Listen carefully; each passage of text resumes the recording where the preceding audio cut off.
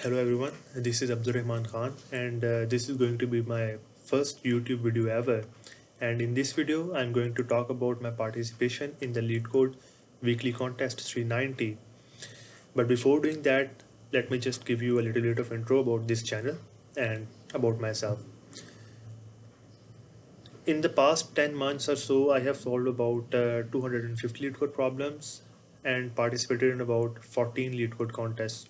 Out of those 250 problems, about 150 or so of them are easy problems, 90 of them are medium, and the remaining are hard problems. You see, I'm in that part of my learning curve of my LeetCode journey where it is most important for me to learn from the solutions of others. uh, I try to solve a problem for 30 minutes, and if I think I can solve a problem, I try to give it an extra 15 minutes. I try to solve it for 45 minutes, and if I still cannot solve the problem, I just look through the solutions of others and try to implement that solution and try to learn that solution. And most of the times, nearly all of the times, there is some technique, some algorithm that I don't know that I needed to implement that problem. So I try to learn that algorithm. And yeah, and the reason that I am making this video is because, you know, about a year from now, 2 years from now, when I look back to this day, to this video, when I was able to solve only one or two problems, I want to see where I am, where I came from, and that feeling. Uh, you see, there are about 30,000 lead code participants per contest, and about 10 to 15,000 of them are only able to solve at least two problems per contest. But what about the other 15,000 people who are only able to solve one problem, are still trying their best to solve the one problem? I want to connect with those 10, 15, 20,000 people on LeetCode and other platforms through LinkedIn as well, you know, and try to show them that we are in this struggle together and we can, solve problems and get better over time. We can practice and be consistent. Consistency is the key. Get better over a period of time, and yeah, hopefully, hopefully, you know, the end goal is in a way to land a good job, but my true motivation is not only for a job.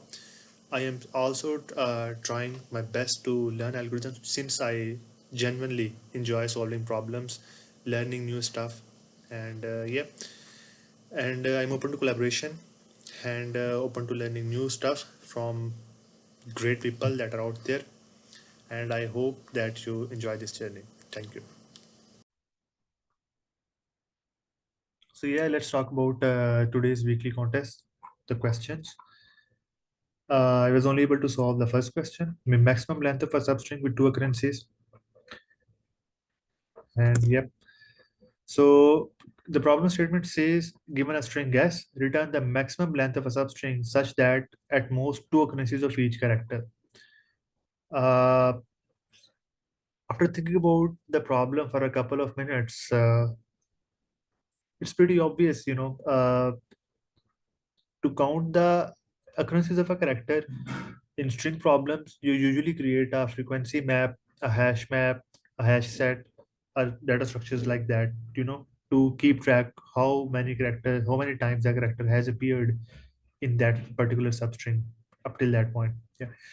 And maximum length of a substring that it contains at most two characters means that we have to return the maximum substring that each character in that string appears at most two times. So in the worst case scenario, the maximum answer that could is possible is around 26 plus 26, 52. So the maximum answer in this example is 56. I'm just talking about that to just give you a perspective. Okay, that what does it mean by maximum length of a substring containing at most two characters? And these are some examples. And looking at the problem, I guess it's lead code problem number three, maximum length of a substring without repeating characters. That's a really good problem. I solved that problem recently again, resolved that problem again, and that helped me out a lot. This seems like a classical sliding window plus a hash map problem. How do we approach this problem? First, we create a hash map, a hash set, simple array to keep track of the occurrences of each character in that array, and then we create two pointers, a window, a left and right, and an answer max length. So we just add the character that we have encountered into the map, increment its occurrence in that map, and then we test a frequency map. If at up till that substring we have encountered that substring that contains the occurrences of character that is more than two, we just what we do is move our left pointer towards the right. We shift our window, that is sliding window, uh, and then just we take the max of the previously calculated window, and right minus left plus one. Right minus left plus one is the window size that we are standing on now. And yes, and we are incrementing the right side, and yeah, and then we return the max line. That pretty simple problem. And then there was this second problem, maximum length substring in the apply operations to make sum of array greater than or equal to k. Okay. uh, the problem, apply operations to make sum of array greater than or equal to k. You are given a positive integer k. Initially you have nums is equal to 1. So the first value in the nums array, the first value that we are starting is with 1. You can perform any following operations on the array any number of times, possibly 0. Choose an element in the array and increase its value by 1. Duplicate any element in the array and add it to the end of the array. Return the number of operations required to make sum of elements of the final array greater than or equal to k. When I tried to solve this problem in the contest, I first started to solve it with priority queue and data structures like that. I did also try to solve it with binary search, but I was unable to solve it.